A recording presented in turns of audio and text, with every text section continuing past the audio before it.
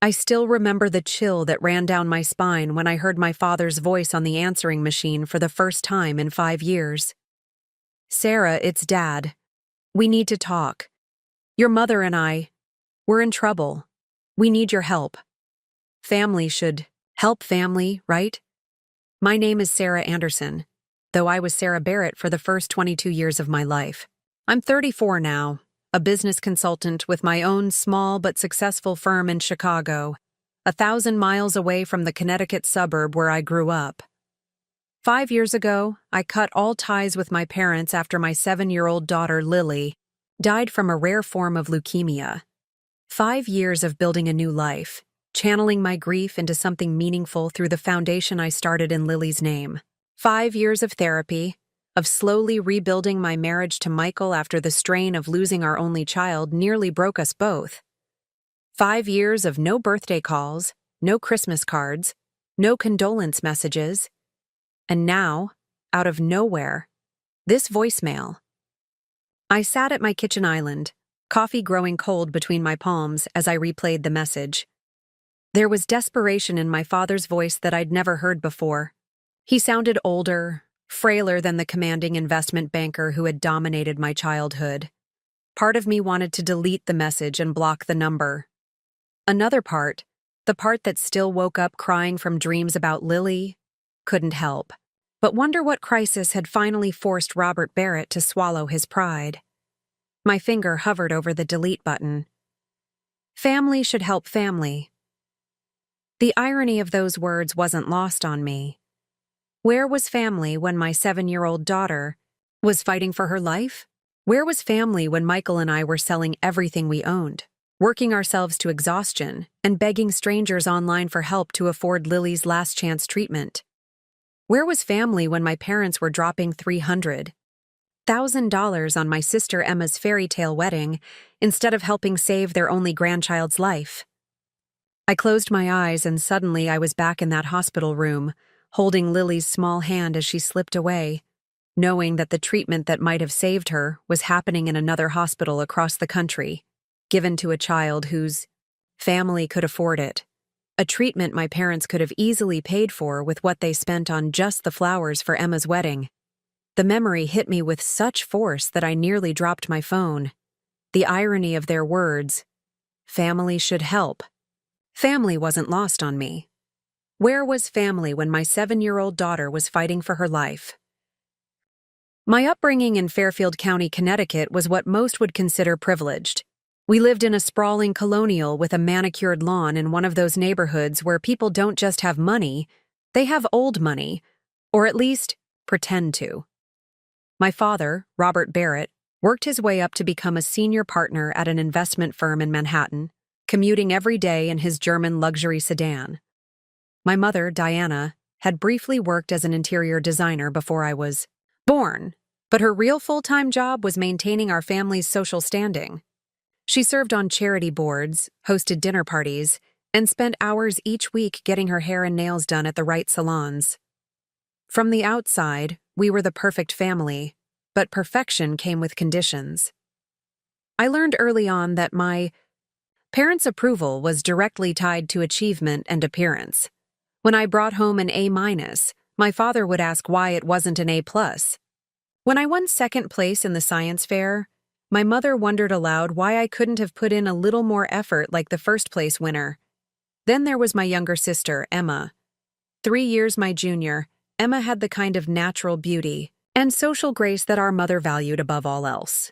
While I was practical and studious with my father's analytical mind, Emma had our mother's flair for the dramatic and an innate understanding of social politics. I was the reliable one. Emma was the star. "Sarah is so sensible," my mother would say, as if it were a consolation prize. "Emma is going places," they'd gush when she became homecoming queen or dated the son of a state senator. The pattern continued through high school and into college. I attended Northeastern University on a partial academic scholarship, studying business and economics.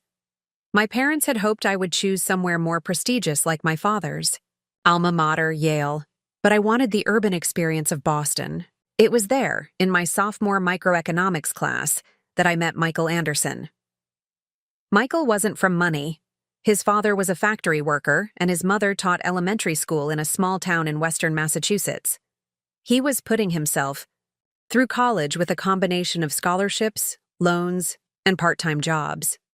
When I brought him home to meet my parents during Thanksgiving break, their disapproval was barely concealed. "He seems nice," my mother said afterward in the tone she used when commenting on an underwhelming entree at a restaurant. "But is he really ambitious enough for you? What are his prospects?" My father was more direct. "I thought you were seeing that Whitaker boy. His father is on the board at First National. Now that's a good connection." Despite their objections, Michael and I got married the summer after graduation. My parents gave us a modest check as a wedding gift, nothing like what they would later spend on Emma's extravaganza. "We would have done more," my mother explained, "but you chose to rush into things rather than wait until you were established. We took the money gratefully and used it as a down payment on a small starter home in a Chicago suburb, where Michael had landed his first job as an engineer at a manufacturing firm. I found work at a consulting company, and we built our life together, piece by piece. When I gave birth to Lily 2 years later, my parents flew in for a brief visit. My mother held her granddaughter with the careful precision of someone handling a borrowed designer purse, afraid of leaving smudges. "She has the Barrett chin," was her highest compliment. They sent expensive baby outfits that Lily quickly outgrew, and a silver piggy bank from Tiffany's. But what we really needed was help during those exhausting early months. Meanwhile, Emma had followed in my father's footsteps, earning an MBA and landing a job at a prestigious consulting firm in New York. Every family gathering became a showcase for Emma's accomplishments, with Lily and our modest life in Chicago mentioned as an afterthought. I accepted this dynamic. I'd grown used to it over the years. Michael and I were happy with our little family and the life we'd built together. Lily was a joyful child who filled our home with laughter and crayon drawings. We had enough, and that was all that mattered. Or so I thought, until the day everything changed, and enough suddenly wasn't nearly enough at all. Lily, at 6 years old, was everything a parent could hope for. Bright, creative, with an infectious laugh that could lighten the heaviest heart. She had Michael's curly hair and my green eyes, and a personality that was entirely her own. She collected rocks that she insisted had special powers, made up elaborate stories about her stuffed animals, and had recently declared her intention to become both an astronaut and a veterinarian when she grew up, because animals might get sick in space too, Mommy. Our life had fallen into a comfortable rhythm.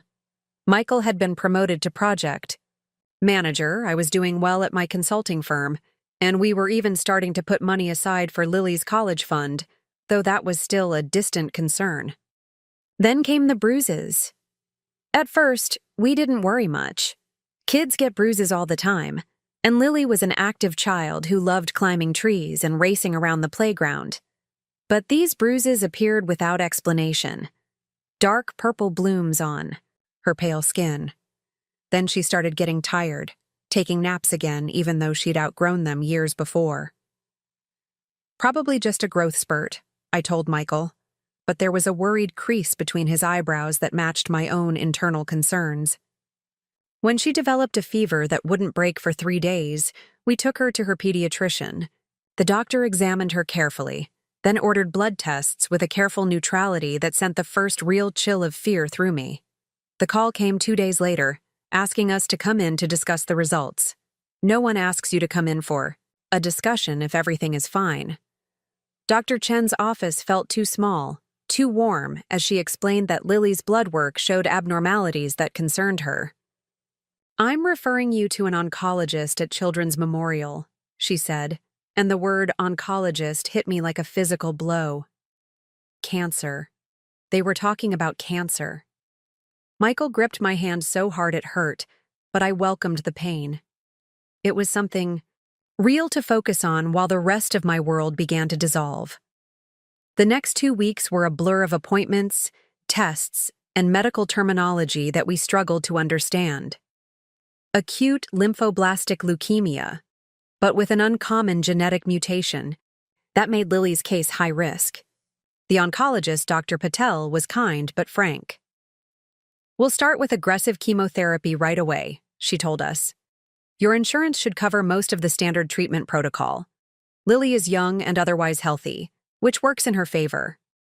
I clung to those words like a lifeline. Young, healthy, favorable.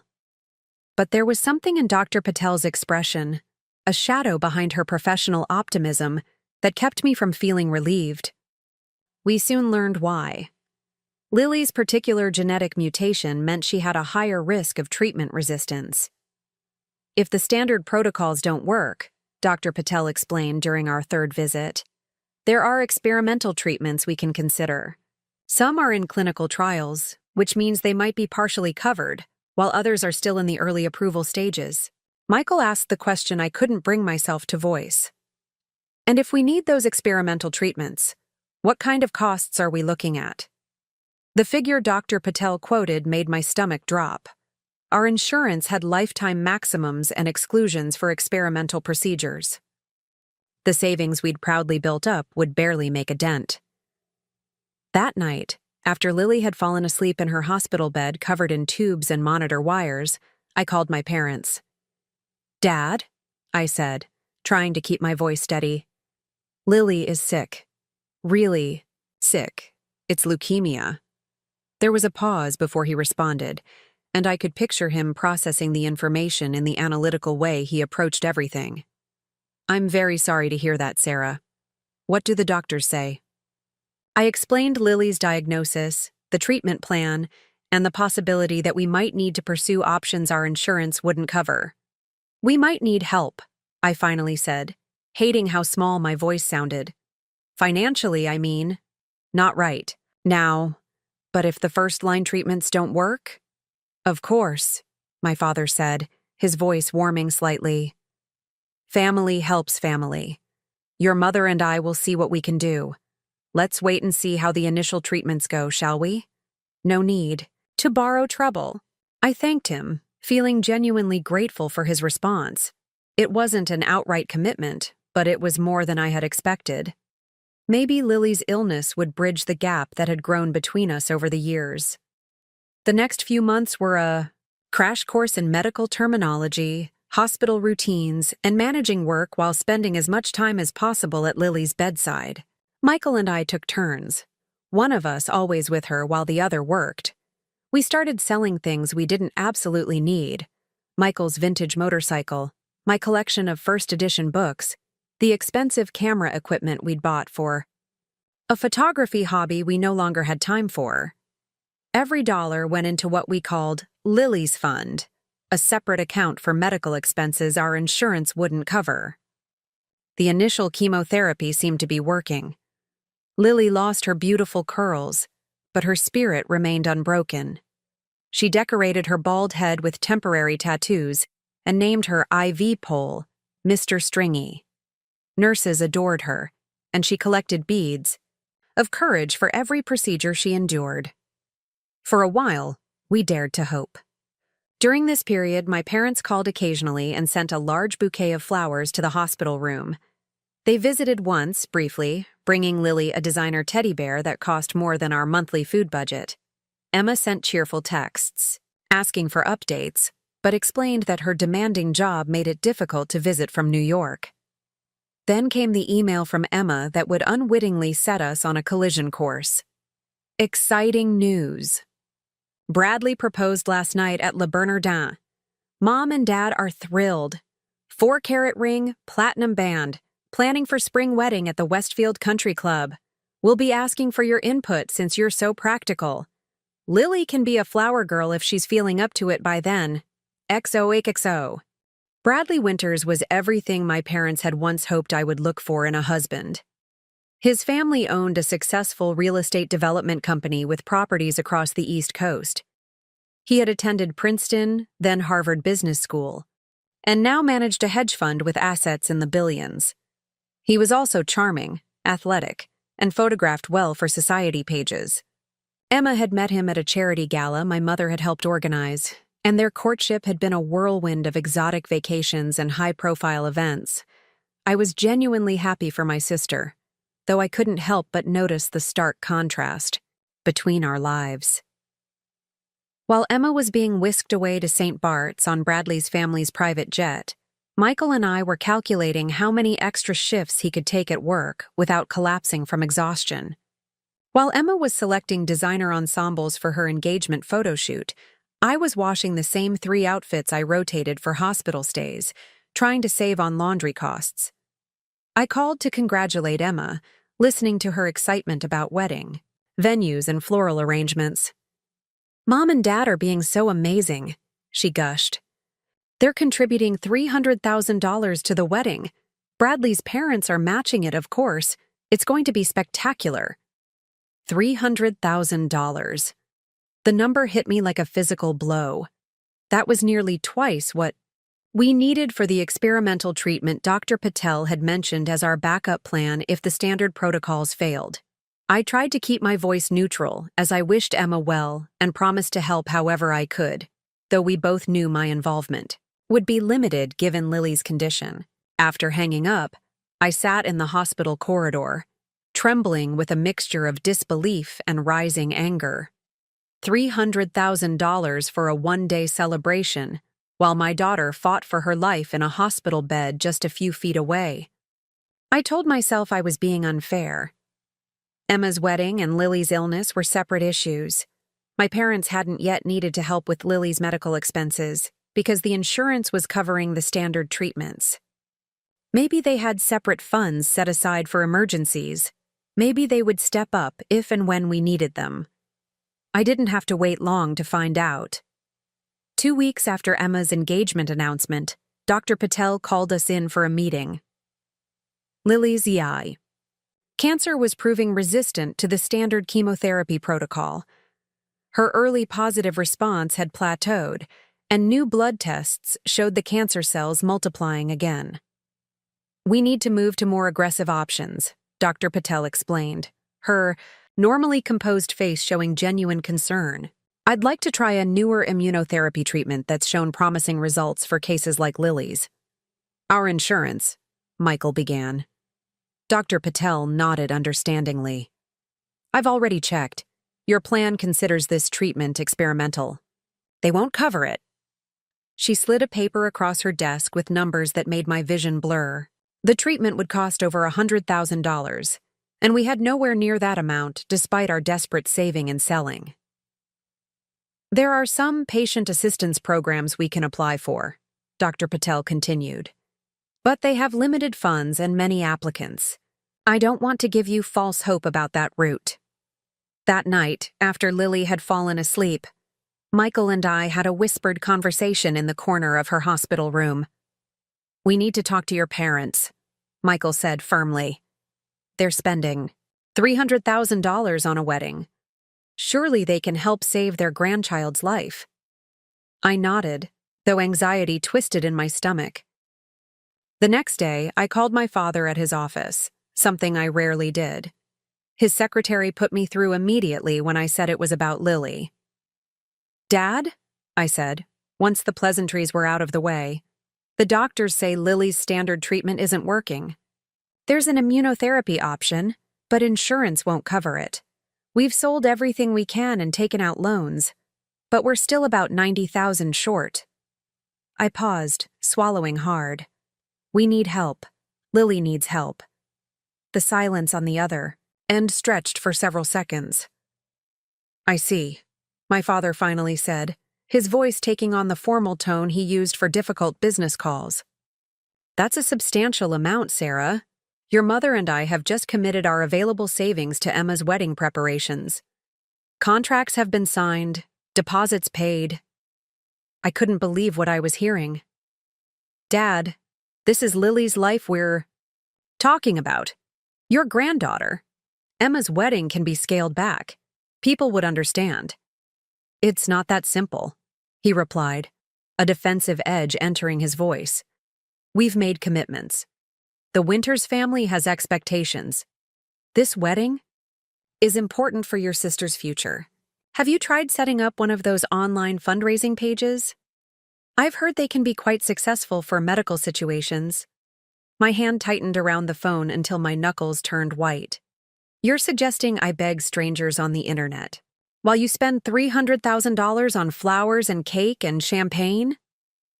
Sarah, I understand you're upset, but your tone is uncalled for. Emma's wedding has been planned for months. Your situation with Lily, while unfortunate, is a separate matter. Your mother and I raised you to be independent and resourceful. I'm sure you and Michael will figure something out.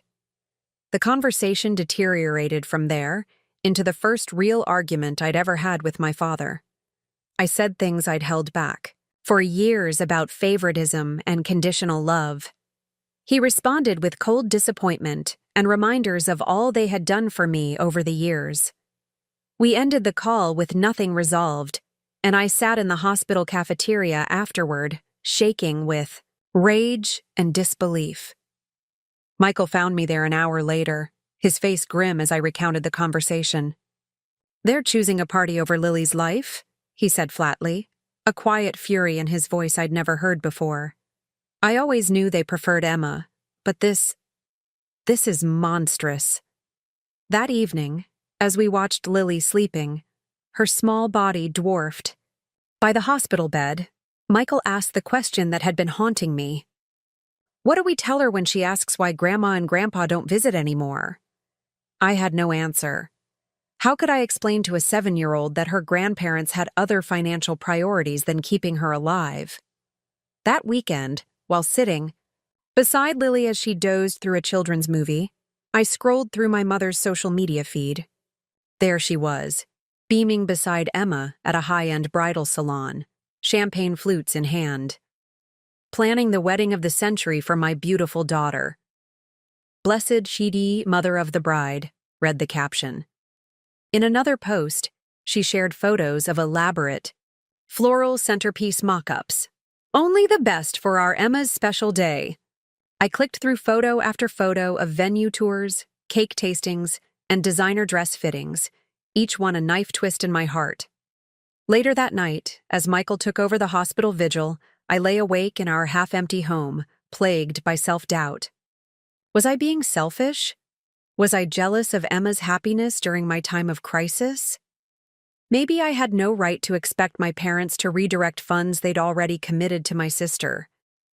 Maybe this was just another lesson in the family dynamic I'd grown up with: Emma first, Sarah second.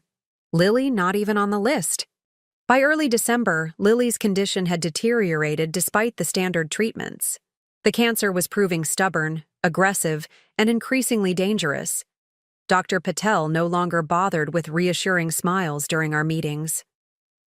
"There's a clinical trial at Massachusetts General that I believe would be ideal for Lily's specific case," she told us one gray Tuesday morning.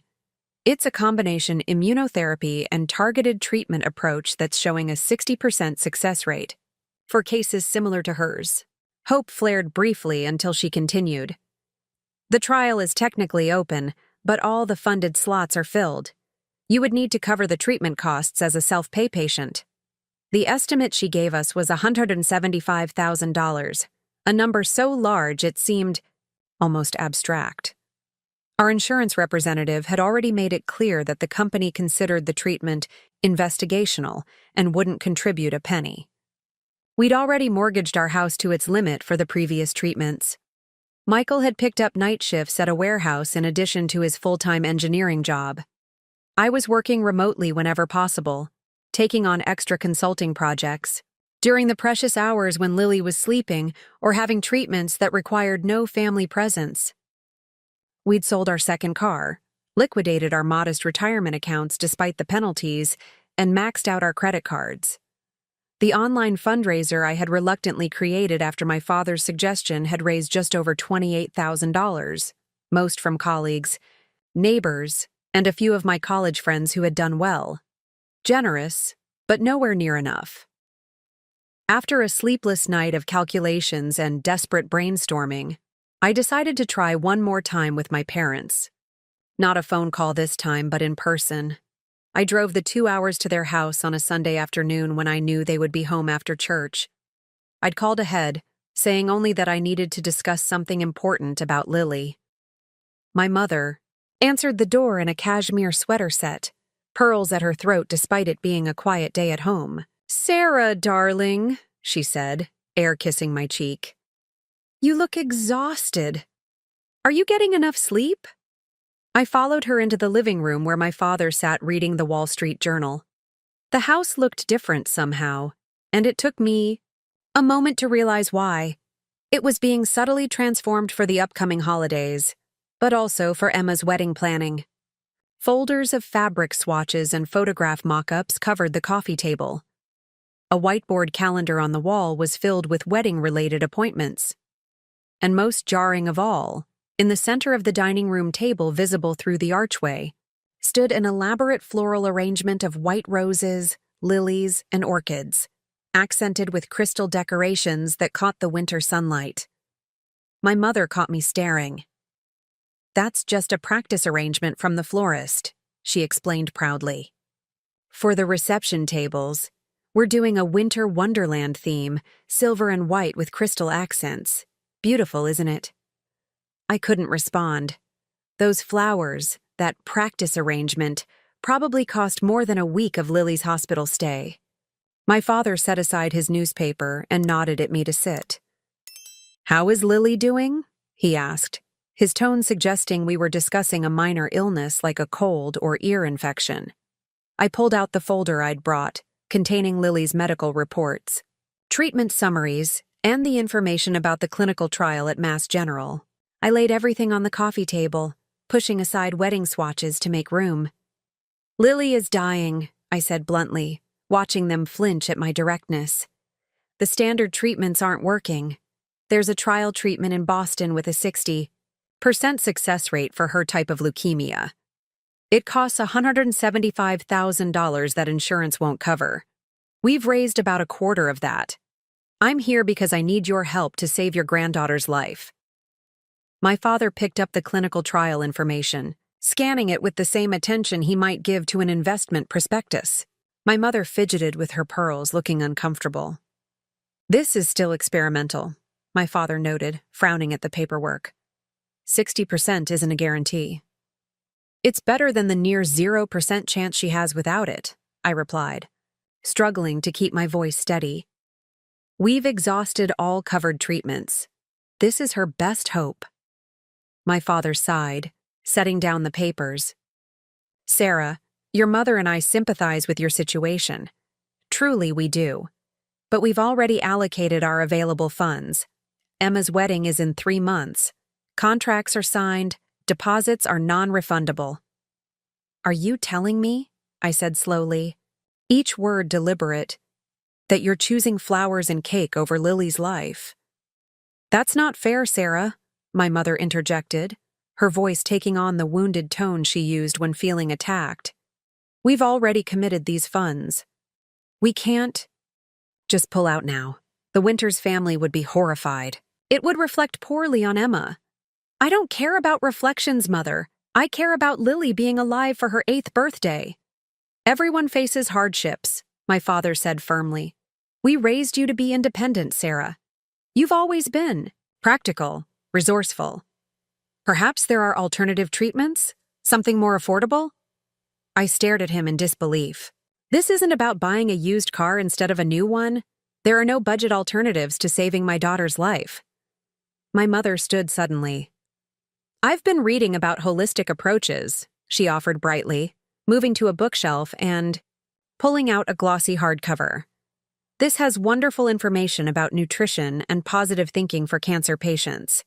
Many people believe attitude is just as important as medical treatment." The absurdity of her suggestion left me momentarily speechless. While I searched for words, my father added the final blow. "If you had married someone more established, like Emma did, you wouldn't be in this financial position. Bradley's family has excellent connections in the medical community. Perhaps you should consider asking Emma if Bradley might help with his connections." Something broke inside me then. "My husband works 16 hours a day trying to save our daughter while you criticize his income. He sits with Lily reading stories until his voice gives out. He holds her hand through every treatment, every test. When was the last time either of you spent more than 30 minutes with her? Neither answered. My father checked his watch.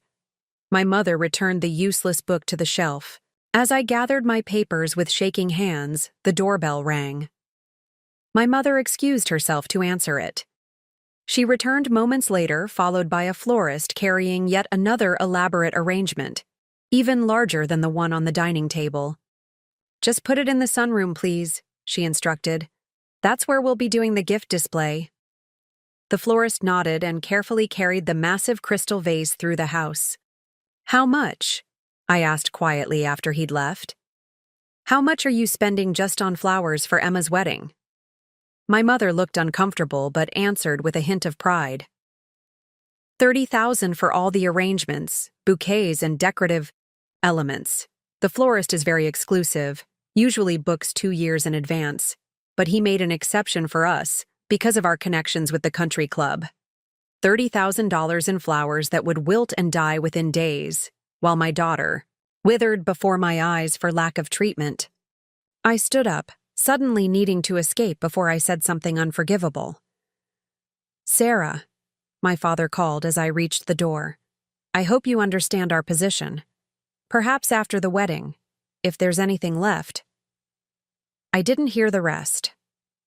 I was already outside, gulping cold air into lungs that felt like they were collapsing. In my car, I screamed until my throat was raw, pounding the steering wheel until my hands bruised. Then I drove home in a state of numb disbelief, arriving to find Michael waiting anxiously for news. The look on my face told him everything. That night, we sat at our kitchen table, a calculator, bank statements, and medical bills spread before us. Our fundraiser had stalled at just under $30,000. We had about $15,000 left from our desperate selling and saving. Michael had found a company that offered medical loans regardless of credit history, but the interest rates were predatory, and even that wouldn't cover the full amount we needed. We're going to lose her, I whispered. The truth I'd been fighting, for months, finally spoken aloud. Michael grabbed my hands, his face fierce with determination despite the exhaustion etched into every line. No, we are not giving up. I'll find another job. We'll sell the house, move into an apartment. I'll contact everyone I've ever known. We have 3 weeks before they need a deposit to hold Lily's place in the trial. Somehow, we'll find a way. The ivory and silver embossed invitation arrived 2 weeks later, an envelope so thick and luxurious it practically announced its cost before I even opened it. Together with their families, Emma Barrett and Bradley Winters request the honor of your presence. The details were spelled out in elegant calligraphy. Ceremony at St. Thomas Episcopal Church, reception at the Westfield Country Club, 7 o'clock in the evening, black tie required. At the bottom, in smaller print, adult. Reception. With regret, children cannot be accommodated. I stared at those words for a long time. Even if Lily had been well enough to attend, she wouldn't have been welcome at her own aunt's wedding. Michael found me at the kitchen table, the invitation in my hands, tears silently tracking down my face. We don't have to go, he said immediately. They'll understand. But we both knew they wouldn't understand. My absence from Emma's wedding would be an unforgivable slight in my parents' eyes, regardless of the circumstances. And despite everything, some part of me still craved their approval, still hoped that maintaining family connections might somehow benefit Lily in the end. The next day, my mother called. Did you receive the invitation? The RSVP cards are hand-painted, with watercolors. Aren't they exquisite? I couldn't bring myself to respond with the expected enthusiasm. Mom, I don't know if we can come. Lily is so sick, and the wedding is adults only. Sarah, she said, her voice taking on the sharp edge I recognized from childhood scoldings. Your sister only gets married once. This is the most important day of her life. Surely you can find someone to stay with Lily for a few hours. Someone to stay with my critically ill daughter while her life hangs in the balance? While we're still trying to raise enough money for her treatment? Don't be so dramatic. You have nurses at the hospital, don't you? Besides, this wedding is important for family connections. The governor will be there, and 3 state senators. Bradley's uncle is on the board of Boston Children's Hospital. Networking at the wedding might actually help your situation with Lily. The calculation in her voice made me sick, but I found myself agreeing to attend anyway. Michael was furious when I told him. These people refuse to help save our daughter, but expect us to dress up and celebrate while she lies in a hospital bed? In the end, we compromised. Michael would stay with Lily. I would make a brief appearance at the ceremony and part of the reception, enough to satisfy family obligation before returning to the hospital. Our friend Nancy, a pediatric nurse who sometimes helped us, agreed to sit with Lily during the few hours I would be gone, though the thought of leaving her for even that long filled me with anxiety. The day of the wedding arrived on a perfect April evening. I wore a dark blue dress I'd bought years ago for a work function, the fabric hanging loosely on my frame after months of stress and irregular meals. The church was decorated with thousands of white roses and crystal decorations that caught the light from massive chandeliers. As I slipped into a pew at the back, I couldn't help mentally calculating. Those flowers alone probably cost more than a month of Lily's medications. The ceremony was elaborate and picture-perfect. Emma looked stunning in a custom designer gown that had been featured in a bridal magazine spread. My parents beamed from the front row, my mother dabbing at tears with a monogrammed handkerchief. I sat stiffly through the vows, the prayers, the string quartet performance, feeling like I was watching a play from a great distance. Afterward, guests were transported to the country club in a fleet of white luxury vehicles. The ballroom had been transformed into what my mother had described as a winter wonderland, despite it being spring. Thousands of white flowers cascaded from crystal structures hanging from the ceiling. Ice sculptures adorned each catering station. A 12-piece orchestra played as waiters circulated with champagne and hors d'oeuvres. I accepted a glass of champagne and found myself calculating again. This single glass probably cost the same as one of Lily's anti-nausea medications. I moved through the crowd mechanically, accepting congratulations from relatives and family. Friends, many of whom asked about Lily as an afterthought. Oh, is she still unwell? Children bounce back so quickly at that age. I'm sure she'll be fine soon. By the time dinner was served, I had inventoried enough details to torment myself for years to come. The hand-painted place cards that matched, the invitations. The custom-made crystal centerpieces on each table. The 7-tier wedding cake displayed on a rotating platform illuminated by specialized lighting. Every detail screamed expense, intention, and extravagance. In the ladies' lounge, I overheard 2 of Emma's friends discussing the wedding. Emma said her parents spent $15,000 just on the cake. Can you believe it? Well, when Bradley's family is worth what they are, you have to keep up appearances. I heard the flowers alone were $50,000. $50,000. My legs nearly gave out beneath me. My parents had lied even about that, underreporting the flower budget when I'd asked directly. $50,000 in flowers that would be dead within days, while my daughter might die for lack of treatment money. I locked myself in a bathroom stall, pressing my fist against my mouth to stifle the sobs that threatened to overwhelm me.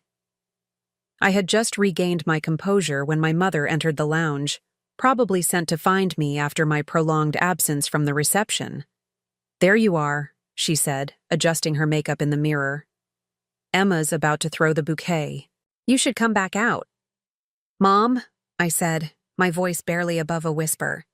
"Lily could die without this treatment in Boston." My mother's face hardened almost imperceptibly before she forced a smile. "Don't be dramatic, Sarah. Children get sick and recover all the time. Your constant catastrophizing isn't healthy for Lily or for you." "This isn't catastrophizing. This is what her doctors are telling us. She needs this treatment, and we're still over $100,000 short." My mother sighed, checking her appearance one last time in the mirror. I understand you're upset, but tonight is Emma's night. She deserves her family's full attention and support. We can discuss Lily's situation another time. As we walked back toward the ballroom, my father intercepted us, champagne glass in hand, his face flushed with uncharacteristic intoxication. "There's my practical daughter," he said, his words slightly slurred. "Are you enjoying yourself, Sarah? Magnificent event, isn't it? Worth every penny." "Is it, Dad? Is all this really worth it?"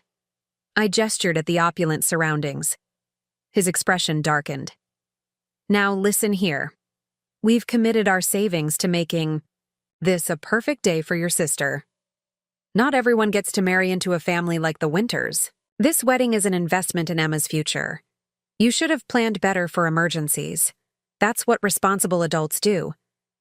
Before I could respond, my phone rang.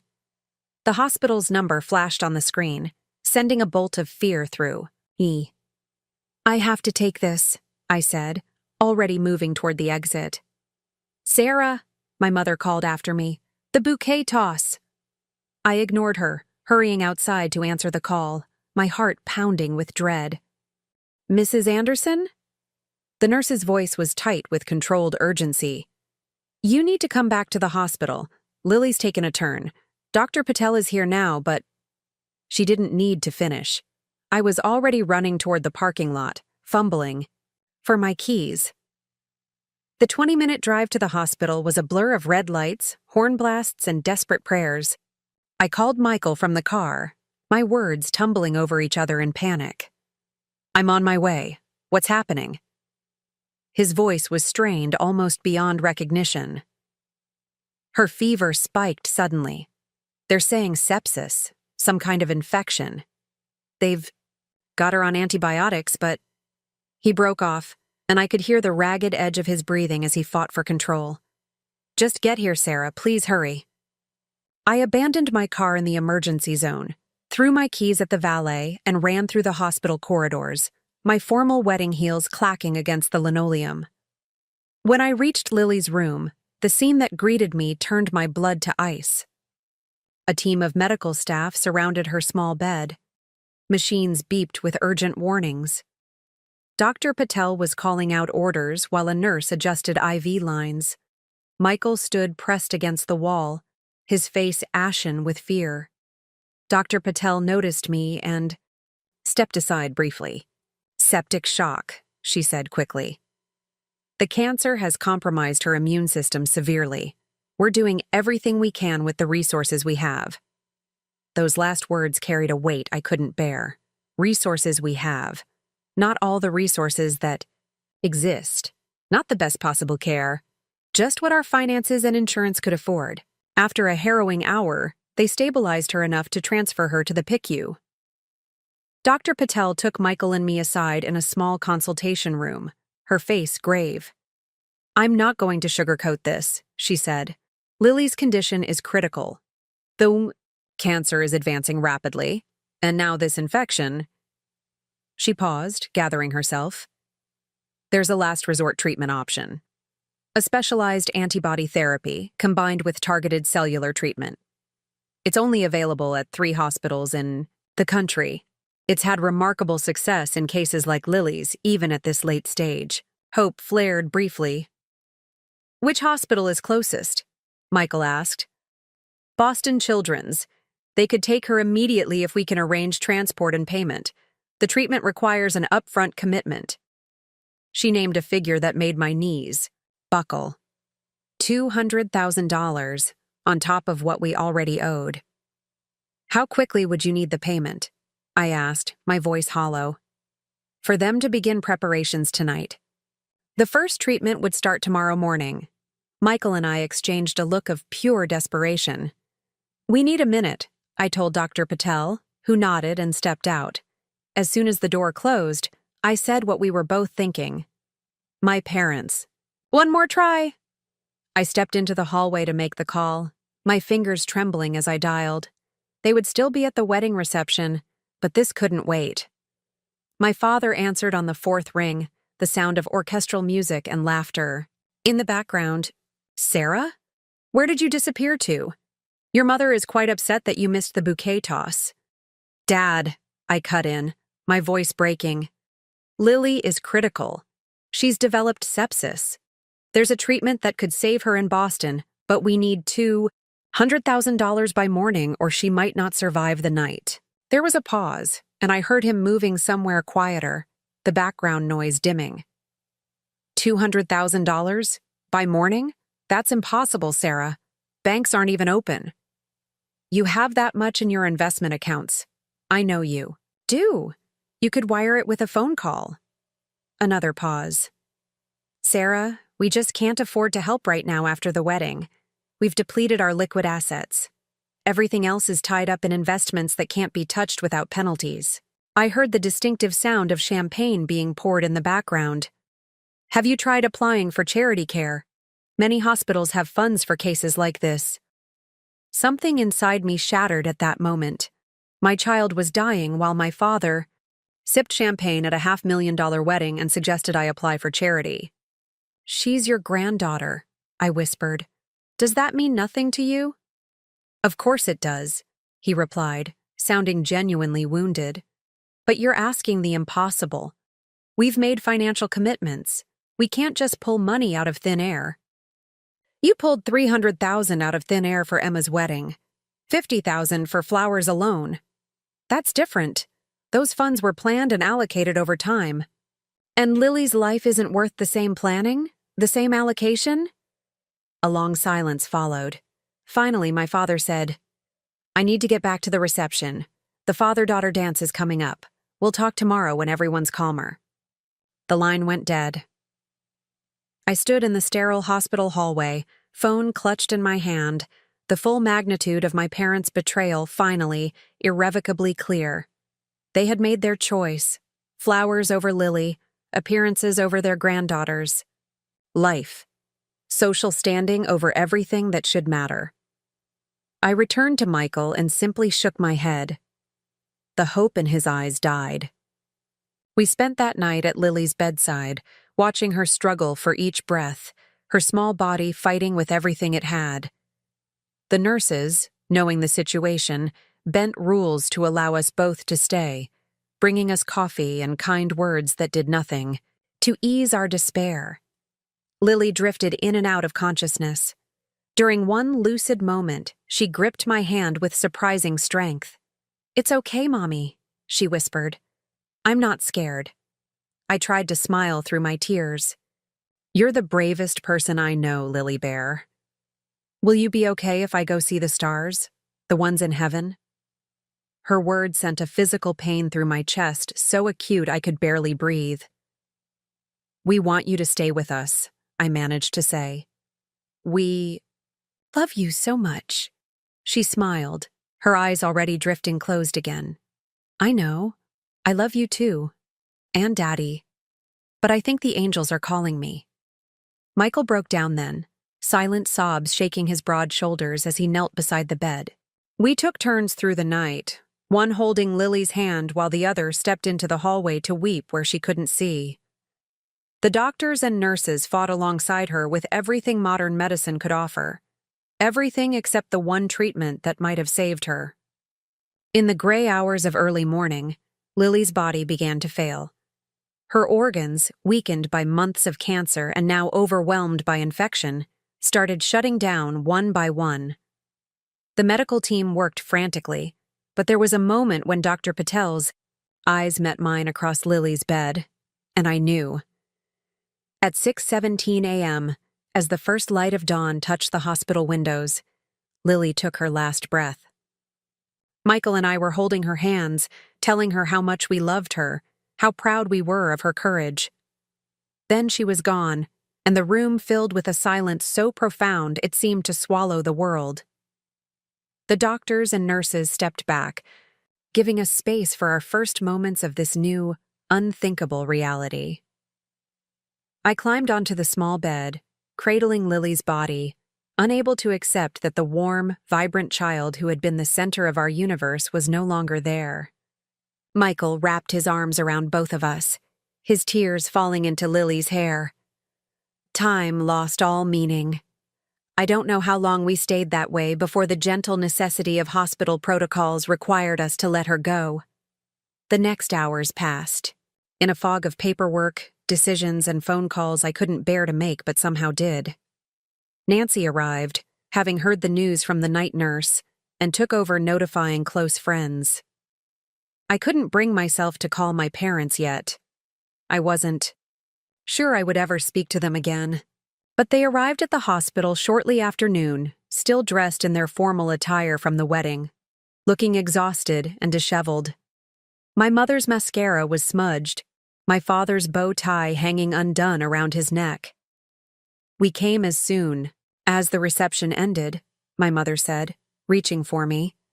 I stepped back, unable to bear her touch. My father pulled an envelope from his jacket pocket. "We brought this," he said, holding it out. "It's not much, but it might help with the arrangements." I didn't take it. "Lily is dead," I said, my voice flat and strange to my own ears. "My daughter died this morning while you were cutting the wedding cake."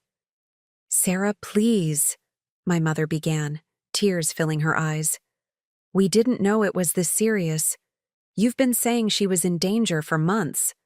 "Because she was in danger for months." The scream tore from somewhere deep, inside me, echoing down the hospital corridor. "I told you she was dying. I begged you for help. You chose flowers and cake over your granddaughter's life." Hospital security appeared, drawn by the commotion. Michael stepped between us, his face hard with grief and anger. "I think you should leave," he told my parents. "Now." "But we want to help with the funeral," my mother protested. "We can make arrangements at Anderson Chapel. They did your grandfather's service, Robert. Very tasteful." That was the breaking point. "You chose a wedding over Lily's life," I said, each word precise and final. "You don't get to plan her funeral. You don't get to pretend you cared. You don't get to ease your conscience with a check that's too little, too late. Get out. Get out and don't come back." The days following Lily's death passed in a blur of unbearable tasks. Michael and I moved through them like sleepwalkers, making funeral arrangements, selecting a small white casket that no parent should ever have to choose, picking out clothes for our daughter to be buried in. My parents tried to insert themselves into the process, showing up at the funeral home with suggestions for elaborate floral arrangements and expensive memorabilia. "We want to do this for Lily," my mother insisted, presenting brochures for custom. Memorial jewelry and hand-carved Italian marble headstones. Money is no object. The bitter irony of those words. Money is no object. Now that it was too late, sent me into a cold rage. "It was an object 3 weeks ago," I replied, my voice eerily calm. "It was an object when it could have saved her life. Now it's worthless." Michael was more direct. "Get out," he told them. "You're not welcome here, and you're not welcome at the funeral." We held a simple, intimate service at a small chapel near our home. Lily's teachers came, bringing artwork from her classmates. Hospital staff who had cared for her attended, many still in scrubs, having come directly from shifts. Friends, neighbors, and even strangers who had contributed to our fundraiser showed up to offer support. Emma sent flowers but didn't attend. She and Bradley had already left for their 3-week honeymoon in Bali. The honeymoon my parents had, paid for as part of their wedding gift, I later learned. The next months were the darkest of my life. Grief settled into our home like a physical presence, heavy and suffocating. Michael and I circled each other cautiously, each afraid to trigger the other's pain. We slept in separate rooms because I couldn't bear the empty space in our bed, where we used to let Lily crawl in between us on Sunday mornings. The hospital bills continued to arrive, a cruel reminder of our failed efforts. We were financially ruined, emotionally shattered, and our marriage was cracking under the weight of it all. There were moments when divorce seemed inevitable, when the shared pain of our loss felt too overwhelming to bear together. One night, after a particularly bitter argument about nothing, the dishes, I think, or some other meaningless domestic detail, Michael grabbed his keys and stormed out. I sat alone in our half-empty house, surrounded by Lily's things that we hadn't been able to pack away, and contemplated the ruins of my life. I had lost my child, was losing my husband, had cut ties with my family of origin, and was drowning in medical debt. It seemed impossible that anything good could ever emerge from such complete devastation. But then support began appearing from unexpected places.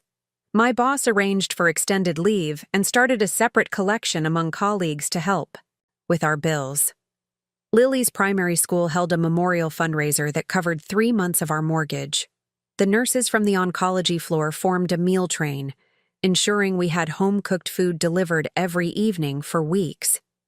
Even strangers, who had followed Lily's story through our online fundraiser, sent cards, small gifts, and contributions toward her funeral expenses. Gradually, Michael and I found our way back to each other through grief counseling. Our therapist helped us understand that we were processing our loss differently, but not separately. Michael channeled his grief into physical activity, running, until exhaustion, building a memorial garden in our backyard, volunteering for Habitat for Humanity, where he could exhaust himself with manual labor. I processed through talking, writing, connecting with other parents who had lost children to cancer. 6 months after Lily's death, on what would have been her 8th birthday, Michael and I sat in her memorial garden, sharing memories and tears. "I can't keep working at Jensen Engineering," he said suddenly. "Every project feels meaningless compared to what we've been through." I understood completely.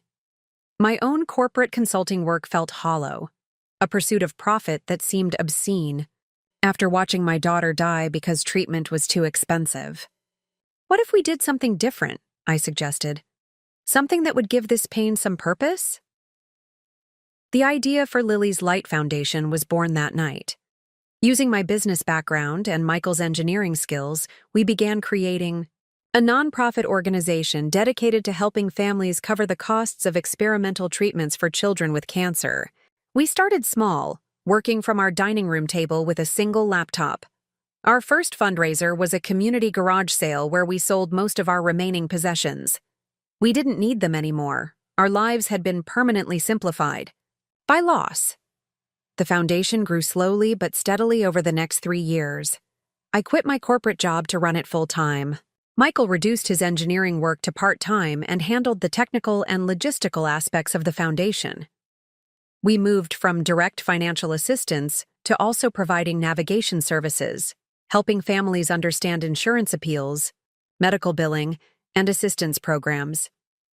We partnered with hospitals to create transparency around costs, and with pharmaceutical companies to expand access programs. Each family we helped was a tribute to Lily, a way of ensuring that her short life had lasting impact. During this time, my parents made occasional attempts to reconnect. Christmas cards, emails on my birthday, once a large check made out to the foundation with "In memory of Lily" written in the memo line. I returned the check with a brief note. "Lily's memory is not for sale."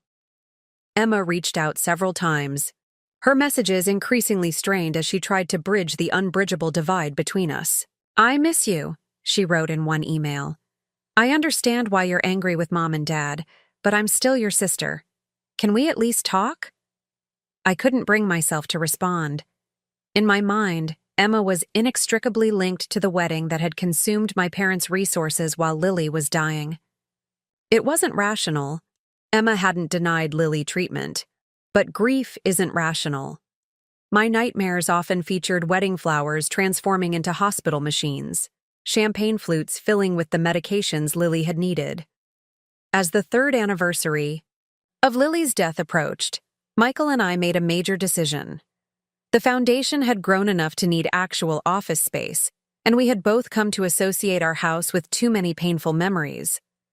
We decided to relocate to Minneapolis, where a major children's research hospital had offered partnership opportunities with our foundation. The fresh start in a new city felt like both an ending and a beginning, a chance to honor Lily's memory, by helping others, while leaving behind the physical space where we had lost her. Our new life in Minneapolis had just begun to take shape when the email from Emma arrived. I nearly deleted it without reading, as I had done with most of her messages over the past few years. Something made me hesitate this time, perhaps the simple subject line. They need help. I opened it, expecting another attempt to broker reconciliation. Instead, I found news that shook me despite my estrangement.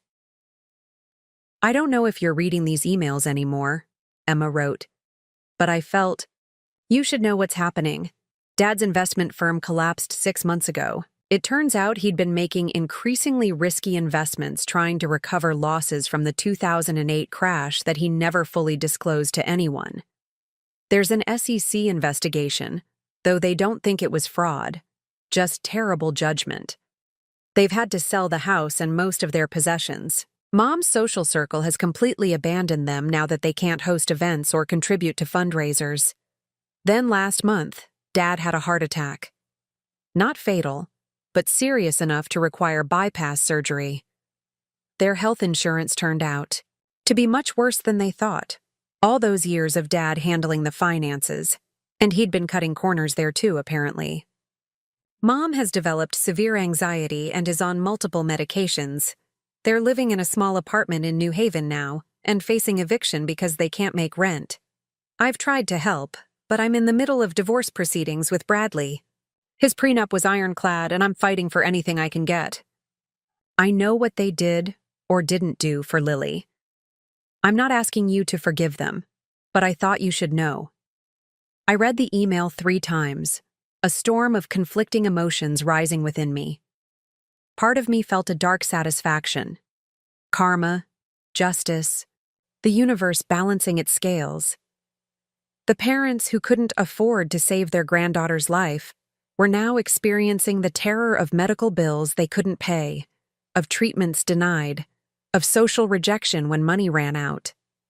Another part remembered the little girl I had once been, who had still loved her parents despite their conditional affection and clear preference for my sister. Memories surfaced. My father teaching me to ride a bike, my mother bandaging a scraped knee, rare moments of warmth amid the constant pressure to achieve and conform. I showed Emma's email to Michael that evening. His initial reaction matched my first impulse. Let them figure it out, he said flatly. They made their choice when Lily needed them. I nodded, but something still nagged at me. I know. I just keep thinking about what we tell the families we help through the foundation. That no one should have to choose between treatment and financial ruin. That's different, Michael insisted. Those are innocent children, like Lily. Your parents chose to spend their money on a wedding instead of their grandchild's life.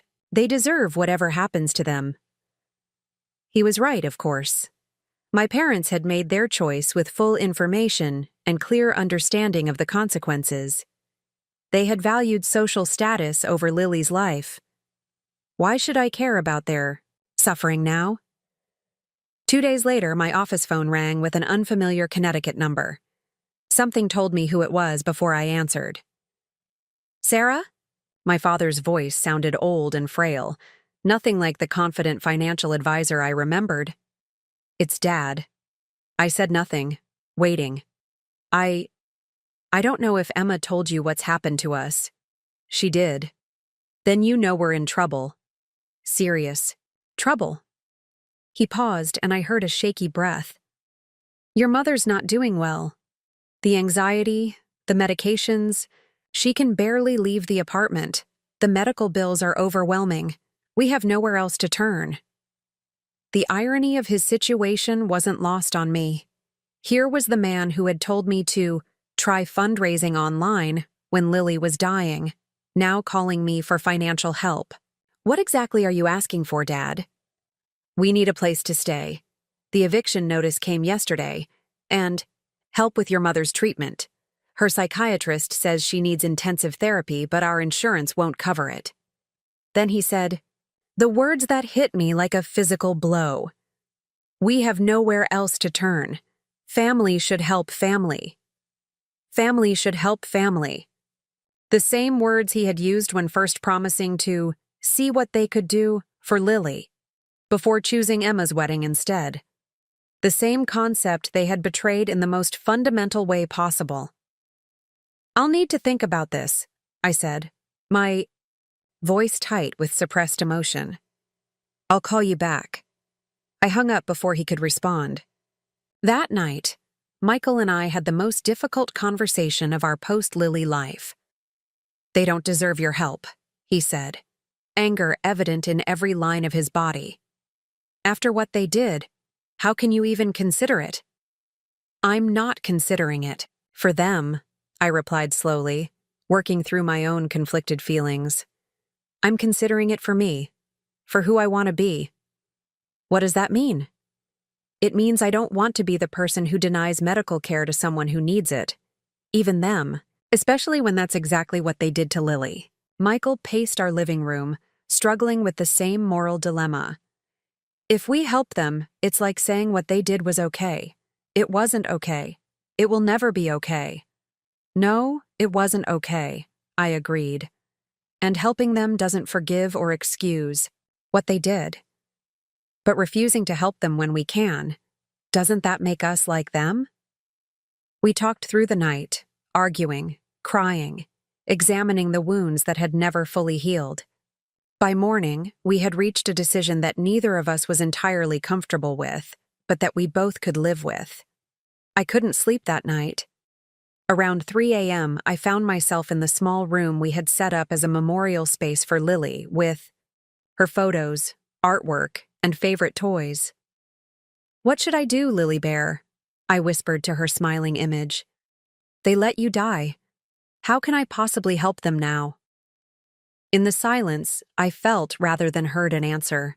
It wasn't about them. It was about me. About the person I was choosing to be, and the example I was setting for the families we helped through Lily's foundation.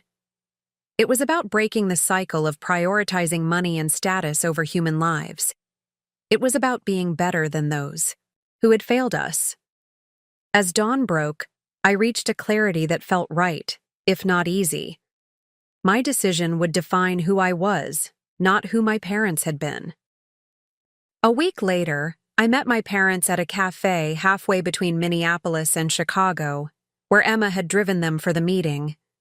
My father looked 20 years older than the man I remembered, his confident posture replaced by a stooped shuffle, his designer clothes exchanged for off-the-rack basics that hung on his thinner frame. My mother's carefully maintained appearance had deteriorated dramatically. Her hair was gray and unstyled, her face bare of the makeup she had once considered essential for leaving the house. The visible tremor in her hands made it difficult for her to hold her coffee cup. Emma sat beside them, a buffer and translator of sorts, her own designer polish dimmed by obvious stress. Michael had chosen to stay home, not ready to face my parents in person, though he supported the decision we had reached together. "Thank you for coming," my father began, his voice lacking the authoritative tone I associated with him.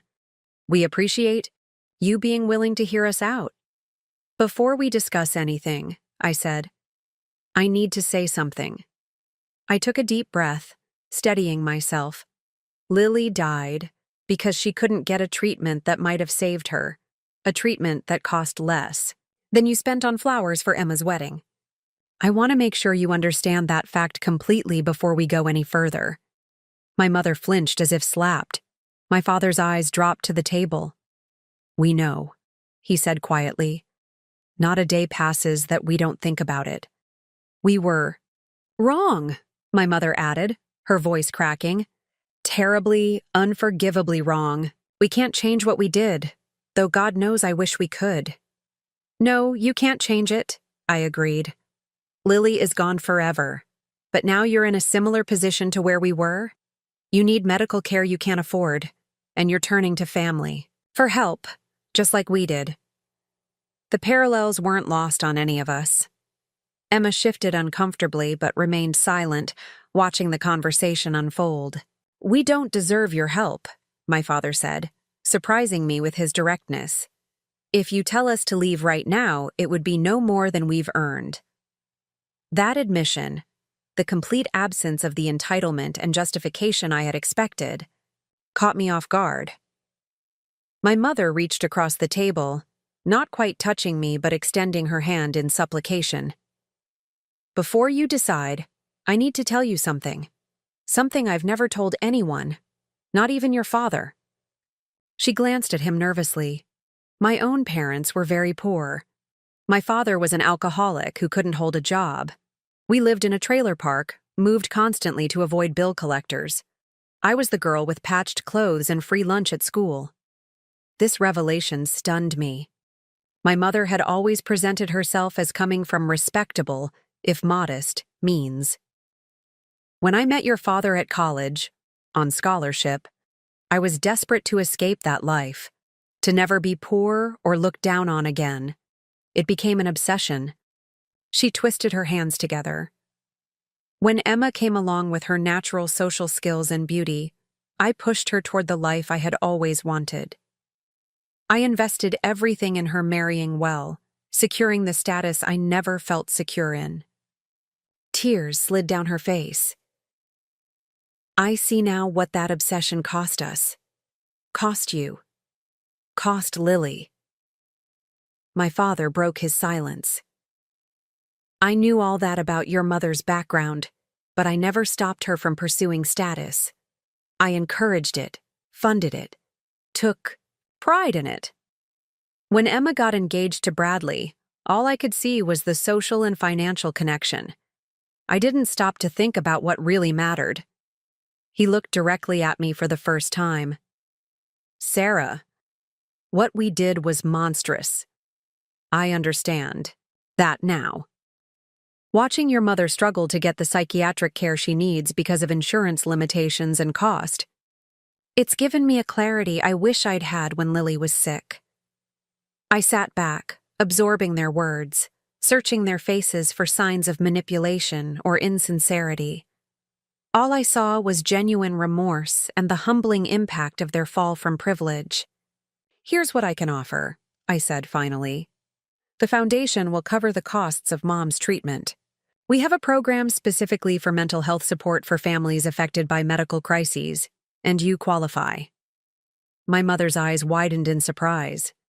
"As for housing," I continued, "we won't be providing that directly, but there's a condition. To our medical assistants, both of you will need to volunteer 20 hours a week at the Foundation's Connecticut affiliate office. They need administrative help, and they can provide a small stipend that should cover a modest apartment if you combine it with Social Security." "You want us to work for the Foundation?" my father asked, clearly surprised. "The foundation that helps families like ours was once. Families who can't afford life-saving treatments for their children. I think it's appropriate." I leaned forward, making sure they understood the full implications. "You'll be directly confronted with cases exactly like Lily's. You'll see parents making the desperate choices we had to make. You'll understand exactly what your priorities cost us." My father nodded slowly. "That seems fair." "More than fair," my mother added softly. "I also require that you both attend therapy, not just Mom. You need to understand how your values and choices affected others, how the pursuit of status destroyed something precious." Emma, who had remained silent throughout the exchange, finally spoke. "I'll help them get established with the Connecticut office, and I'll cover their first month's rent while they get on their feet." I nodded appreciation to my sister, recognizing that she too was trying to find a path forward. We spent another hour working out the logistics. My parents would start at the Foundation's affiliate office the following week. I would coordinate with our mental health partners to begin my mother's treatment program. It wasn't forgiveness exactly that I felt as we parted ways. It was something more complex, a recognition that patterns can be broken, that lessons, even the most painful ones, can transform lives. Over the next year, a strange and unexpected healing began. My parents threw themselves into their work at the Foundation with a dedication that surprised everyone, especially themselves. My father's financial background proved valuable in helping families navigate insurance appeals and medical billing disputes. My mother, once she began responding to treatment, showed a gift for connecting with worried parents, perhaps drawing on her own belated understanding of what truly matters. When a family would come in facing the same impossible choices we had faced with Lily, my father would often share our story, including his own role in it.